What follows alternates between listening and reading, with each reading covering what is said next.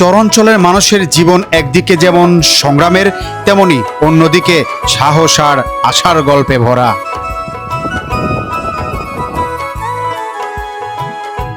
নদীর বুক থেকে জেগে ওঠা এই চরের মানুষ প্রতিদিন প্রকৃতির সাথে লড়াই করে বেঁচে থাকে।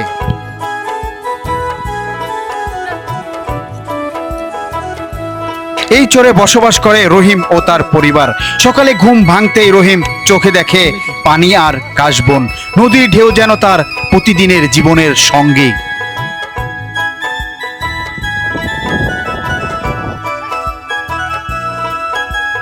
চরের জীবন কষ্টের হলেও এখানে আছে এক ধরনের শান্তি, একতা আর প্রকৃতির কাছাকাছি থাকার অনন্য অনুভূতি। এই মানুষগুলো প্রতিদিন লড়াই করে চলে, কিন্তু হার মানে না। তাদের জীবন আসলে এক অনুপ্রেরণার গল্প।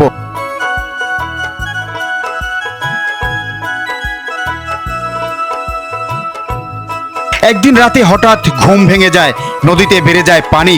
ঘুম থেকে উঠে রহিম দেখে ঘরে ঢুকেছে পানি। সবাই মিলে তাড়াহুড়ো করে উঁচু জায়গায় আশ্রয় নেয়।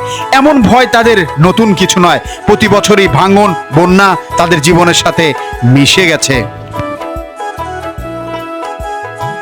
বর্ষার সময় পানি, শুকনার সময়ে যানবাহন চলাচল একমাত্র ঘোড়ার গাড়ি এবং মহিষের গাড়ি। এছাড়া যেন তাদের জীবনে আর কোনো কিছু নেই। মিশে গেছে কাদামাটি এবং বালুচরের। ঘোড়ার গাড়ি করে, গরুর গাড়ি করে বাড়ি ফেরার যে স্বপ্ন দেখতে শিখেছে, কিন্তু তারা ভাঙতে শিখিনি। রহিমের দিন শুরু হয় গরু নিয়ে চরে গিয়ে ঘাস খাওয়ানো। তার স্ত্রী আয়েশা ঘরের ছোট সবজি বাগানে কাজ করে। তাদের ছেলে রাকিব স্কুলে যেতে চায়, কিন্তু বর্ষার সময় স্কুলে যাওয়ার মতো পথটাও থাকে না, কারণ এটি পানিতে ডুবে যায়। শিক্ষার আলোয় যেন এখন বাধা হয়ে দাঁড়িয়েছে চরাঞ্চলে মানুষের জীবনে। একটি ব্রিজ না থাকার কারণে শিক্ষা থেকে বঞ্চিত হচ্ছে শত শত শিশু। তাহলে কি তাদের জীবনের মান কোনো সময় উন্নয়ন হবে না এই নদীর বুকে একটি ব্রিজ? ঘোড়ার গাড়ি, গরুর গাড়ি, সকাল হলেই গরু নিয়ে মাঠে চড়াতে যান রহিম। কিন্তু এটাই কি জীবনের বাধ্যবাধকতা? এটাই কি তাদেরকে আটকিয়ে রাখবে? শুধুমাত্র ঘোড়ার গাড়ি, গরুর গাড়ি নিয়ে কি জীবন সামনের দিকে এগিয়ে যাবে? না, এখন পরিবর্তনের সময়, পরিবর্তন করতে হবে।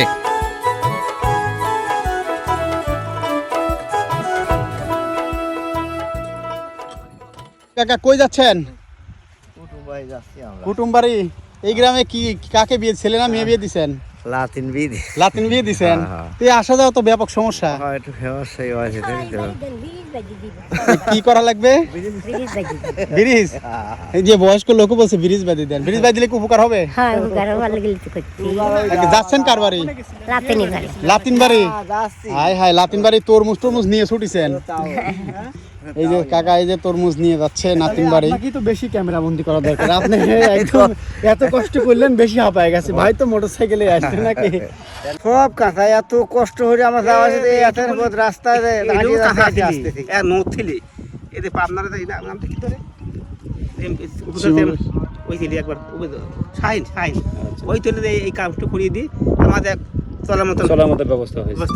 এই পর্যন্ত নথিলি ভিতরে গেলাম তো একটা রাস্তা ভালো নেই, আর কিছু নাই।